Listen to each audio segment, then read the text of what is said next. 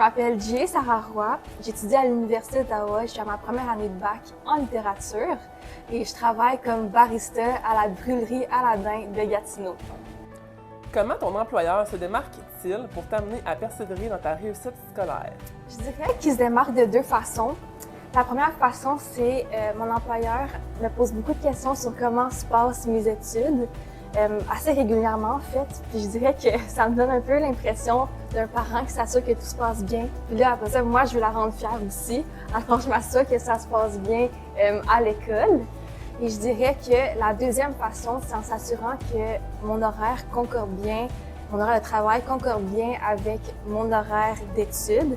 C'est-à-dire que souvent, durant la session, j'ai plus de temps pour travailler.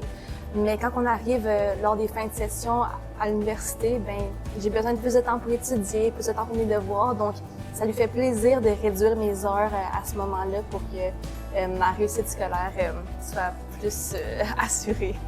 Quel défi as-tu à surmonter lorsque tu as commencé à travailler pendant tes études?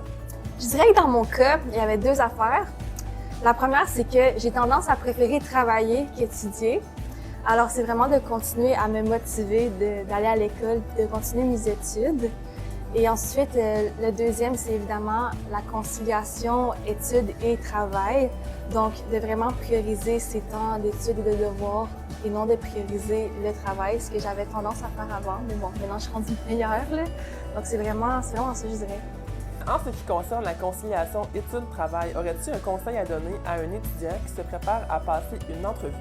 Je dirais que le meilleur conseil que je peux donner, c'est de demander moins d'heures avant puis d'augmenter après. C'est-à-dire que, mettons que l'étudiant veut travailler 16 heures durant ses études, mais qu'il demande peut-être 14 ou un peu plus bas, puis que là, s'il réalise qu'il y a plus de jeux pour travailler, qu'il augmente et non l'inverse. Parce que souvent, on va demander trop d'heures en pensant qu'on est capable. Puis on va réaliser ensuite que nos études en souffrent un peu.